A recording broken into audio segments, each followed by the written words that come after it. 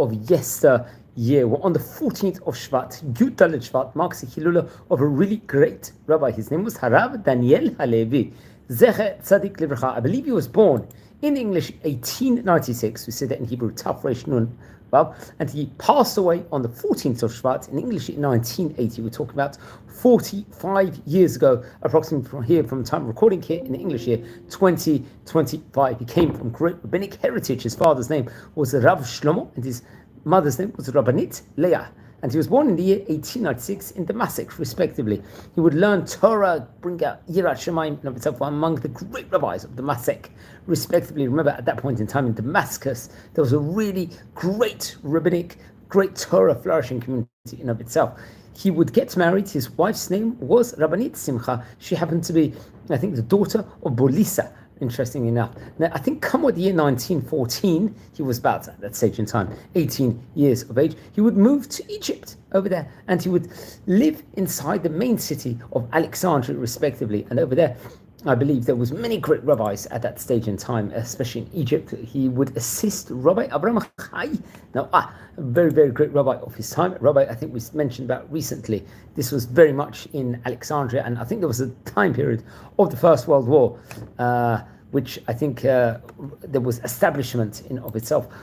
It was a period of huge amount of change over there during the war, and he would establish the Yeshiva Eretz Yisrael over there at that point in time and really inject a great amount of Torah. And I think come what year, eventually, it will be in 1947, I think through Abraham Chaim Noah, there will be the returning to Jerusalem over there, and I believe his book called the Shiurei Torah would actually be printed out over there. While he was actually teaching Torah and very much immersed in this, Rabbi Daniel HaLevi would also, let's just say, work in commerce in of itself and bring a parnasa within regards to business and trade in of itself. He would also become the head of the congregation over there. A rabbi that was very much doing a huge amount, Ba'al Chesed in of itself, Gimilot Chasidim, acts of kindness, and very much was bringing Yirat Shamayim, excellent midot, excellent humility. Then come what the year 1948, I think there was during the time period of the War of Independence of the State of Israel, he was reported over anti-Semitically. He was imprisoned, if I'm not mistaken, in Abu Qir detention camp near Alexandria, along with hundreds of other Jews. It was reported over many public figures.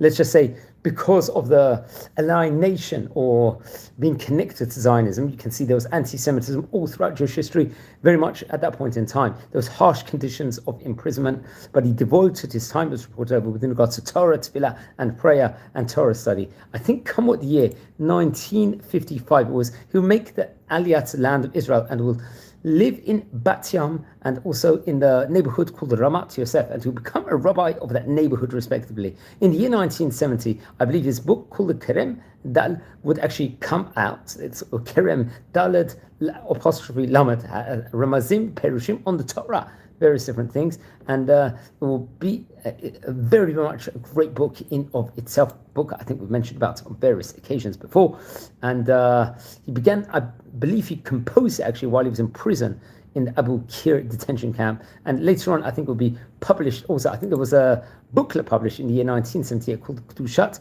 Yisrael. Then come on the year 1980, I think the Sheilot K'tanot book was actually printed out. It was a writing in of itself, of a gathering of writings, I think Chovorot of 3. There was 3 parts to the booklet in of itself. I think it was actually organized by Rabbi Ezra Batri, another great rabbi we've mentioned about on various occasions before, and I recommend everyone to check those videos out. Minchat Aaron was published in memory of Rabbi Avram Shweika, another great rabbi. There was various other great Torah works in of itself, with correspondences with the great sages of his generations was presented in the book Mikvah Min, very, very much in itself. I think the sage, the great Rabbi Moshe Malka, and there was a book, the Sherit Yehuda, by the sage Rabbi Yehuda Chaim Traub, and in the book Ma'ana Lashan by Rabbi Avram Fota, another great rabbi, very, very significant rabbi. And also there was a famous book from Rabbi Ovadia Hodaya and Rabbi Yosef Suso HaKohen. This is another great rabbi. Now he passed away himself on the 14th of Shvat in English in 1980